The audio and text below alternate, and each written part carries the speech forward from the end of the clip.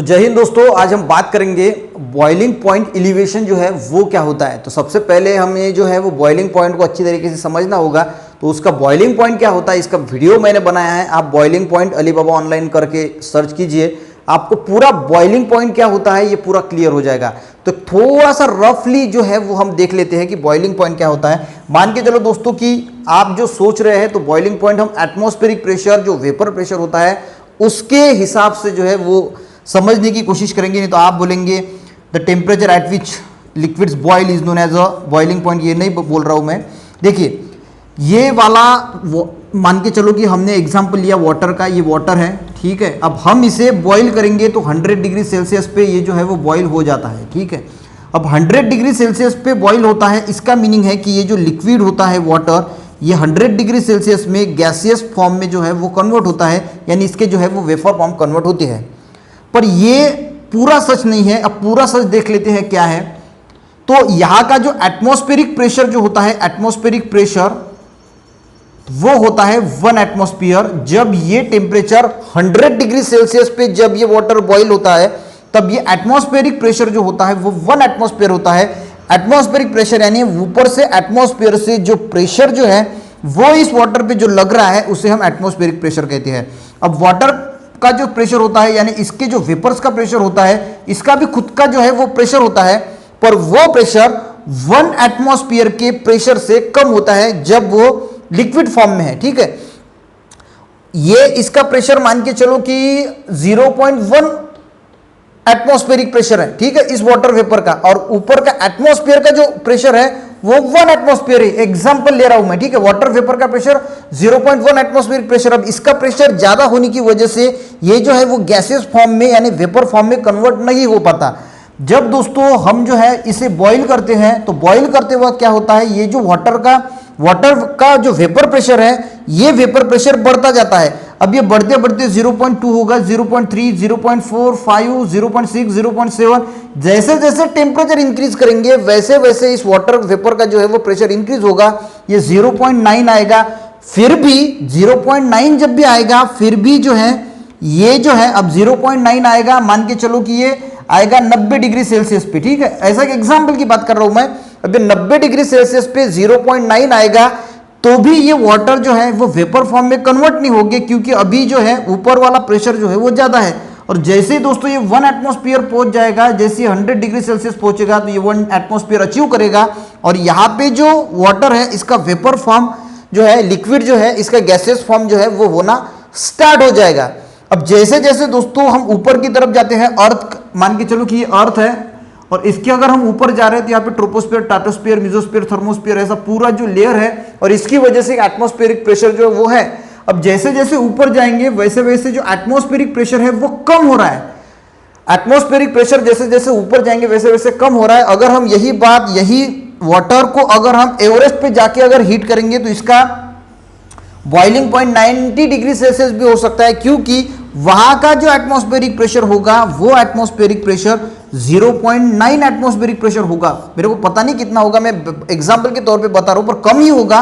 पर एग्जैक्ट की मैं बात नहीं कर रहा हूं। ये मान के चलो कि 0.9 एटमॉस्फेरिक प्रेशर होगा एवरेस्ट पे, क्योंकि हम ऊपर जा रहे हैं तो एटमॉस्फेरिक प्रेशर कम हो रहा है। तो जैसे ही यहां पे हम वाटर को हीट करेंगे तो ये इसका एटमॉस्फेरिक वाटर वेपर का जो प्रेशर है अभी वो 0.1 था, वो ऊपर ऊपर ऊपर जाते हुए जैसे ये 0.9 होगा, तो मैंने बताया कि 0.9 या 90 डिग्री सेल्सियस पे भी हो सकता है। तो ये वेपर प्रेशर जैसे ही वो एटमॉस्फेरिक प्रेशर, ये वेपर प्रेशर जैसे ही अचीव करेगा, वो वेपर फॉर्म में कन्वर्ट होना शुरू हो जाएगा। तो कहने की बात यह है कि ये पूरा मामला जो होता है बॉइलिंग पॉइंट का, ये डिपेंड है ये एटमॉस्फेरिक प्रेशर कितना है उसके हिसाब से।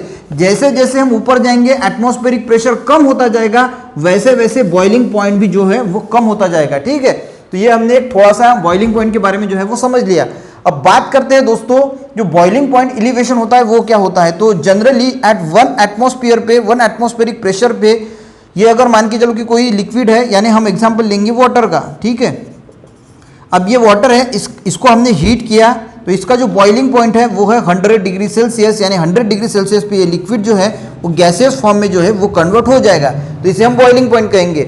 तो अब मैं क्या करता हूँ, ये दूसरा बीकर लेता हूँ उसमें भी हम वाटर लेंगे और उसमें हम कोई सोल्यूट जो है वो ऐड करेंगे। मान के चलो कि NaCl जो है वो हमने ऐड किया, क्योंकि मीट नमक जो कहते हैं वो भी एक सोल्यूट है, ठीक है। कोई भी सोल्यूट आप ऐड कर सकते हैं, पर सोल्यूट जो है वो नॉन वोलेटाइल होना चाहिए। नॉन वोलेटाइल यानी वो ऑटोमेटिकली जो है वो वेपर फॉर्म में कन्वर्ट नहीं होना चाहिए, ठीक है। अब जैसे ही मैंने यहाँ पे 1 ग्राम NaCl जो ऐड किया, तो 1 ग्राम NaCl ऐड होने के बाद जब हम सोल्यूट ऐड करते हैं तो सोल्यूट ऐड करने के बाद जो वेपर प्रेशर है वो बढ़ जाता है, सॉरी वो कम हो जाता है, ठीक है। जो वेपर प्रेशर है वो कम हो जाता है। अब यहाँ पे जो वेपर प्रेशर कम होगा, मान के चलो कि यहाँ पे जो इसका वेपर प्रेशर है, मैंने कहा था कि 0.1 एटमॉस्फेयर है, तो यहाँ पे ये जो इसका वेपर प्रेशर ये 0.09 हो जाएगा, ठीक है। ऐसे अज्यूम कीजिए कि यहाँ पे अगर तीसरा बीकर मैंने ले लेता हूं और इसमें अगर मैं इसमें 1 ग्राम NaCl ऐड किया, तो इसमें 2 ग्राम NaCl जो है वो हम ऐड करेंगे, तो इसका जो वेपर प्रेशर है ये 0.08 हो जाएगा। एग्जाम्पल के तौर की बात कर रहा हूं मैं, ठीक है। अब यहाँ पे हर बार जो है वो वेपर प्रेशर जो है वो कम हो रहा है। जो सोल्यूट हम जितना ज्यादा ऐड करेंगे तो वेपर प्रेशर जो है वो कम होगा, ठीक है। अब जैसे ही दोस्तों इसका जो वेपर प्रेशर है, अब यहाँ पे वेपर प्रेशर 0.1 एटमॉस्फेयर है, जैसे ही हमने इसको हीट किया तो 1 एटमॉस्फेरिक प्रेशर जो है इसने 100 डिग्री सेल्सियस पे अचीव कर लिया, ठीक है। अब 0.2 एटमॉस्फेरिक प्रेशर इसने 20 डिग्री सेल्सियस पे जो है वो अचीव कर लिया, ठीक है। तो ऐसा ऐसा बढ़ते बढ़ते ये 100 डिग्री सेल्सियस पे जैसे पहुंचेगा तो ये 1 एटमॉस्फेरिक प्रेशर अचीव करेगा और लिक्विड जो है वो गैसेस स्टेट में कन्वर्ट होगा। पर यहाँ पे ओरिजिनल ही 0.09 जो है इसका वाटर वेपर प्रेशर है, ठीक है। जो वाटर का वेपर प्रेशर है वो पहले ही, क्यों है, क्योंकि हमने इसने जो है वो NaCl ऐड किया। पहले कितना था, 1 एटमॉस्फेयर था, पर NaCl ऐड करने के बाद जो वेपर प्रेशर होता है वो क्या होता है, कम हो जाता है। अब ये कम हो गया तो जैसे ही हम इसको हीट करेंगे तो कुछ ना कुछ स्टार्टिंग वाली जो हीट है वो इसको जो है ये 1 एटमॉस्फेयर जो है 0.1 एटमॉस्फेयर जो है जो यहाँ पे था वो लाने के लिए खर्च होगी। यानी जो यहाँ पे 10 डिग्री सेल्सियस, एग्जाम्पल के तौर पे बता रहा हूं कि 10 डिग्री सेल्सियस पे 0.1 एटमॉस्फेरिक टेम्परेचर था, तो यहाँ पे 10 डिग्री सेल्सियस पे वो 0.09 ही रहेगा और वहां से बढ़ना स्टार्ट होगा। तो यहाँ पे इसका जो बॉइलिंग पॉइंट है वो अगर 100 डिग्री सेल्सियस है तो ये 101 डिग्री सेल्सियस जो है वो हो सकता है, यानी होता है, क्योंकि बढ़ता है। अगर 2 ग्राम NaCl आपने ऐड किया तो इसका बॉइलिंग पॉइंट 102 डिग्री सेल्सियस होगा। यानी जितना सोल्यूट हम ऐड कर रहे हैं, नॉन वोलेटाइल सोल्यूट जितना हम ऐड कर रहे हैं, वैसे वैसे क्या हो रहा है, जो बॉइलिंग पॉइंट है वो इंक्रीज हो रहा है। क्यों, क्योंकि जो वेपर प्रेशर होता है उस लिक्विड का वो कम होता है और वेपर प्रेशर कम होने की वजह से बॉइलिंग पॉइंट जो है वो उस तरीके से जो है वो बढ़ता है। तो देखते हैं कि ये समझ में आ गया आपका। तो बॉइलिंग पॉइंट जो है वो बढ़ रहा है, तो अब देखेंगे हम where a non volatile solute, हम सोल्यूट जो है वो ऐड कर रहे हैं, इज एडेड टू लिक्विड। अब लिक्विड पे ऐड कर रहे हैं, हमने एग्जांपल किसका लिया था, हमने एग्जांपल लिया था वाटर का। इट्स बॉइलिंग पॉइंट इंक्रीजेस, तो इसका बॉइलिंग पॉइंट जो है वो इंक्रीज होता जाता है। वो ये जो इंक्रीज इन बॉइलिंग पॉइंट है इज कॉल्ड